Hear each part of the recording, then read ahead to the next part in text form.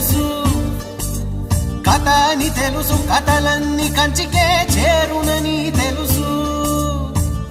తెలుసు తెర తొలుగుతుందని, తెలుసు తెల్లారుతుందని, తెలుసు ఈ కట్టె పుట్టుకుమంటదని, తెలుసు ఈ మట్టి మట్టిలో కలిసిపోతదని.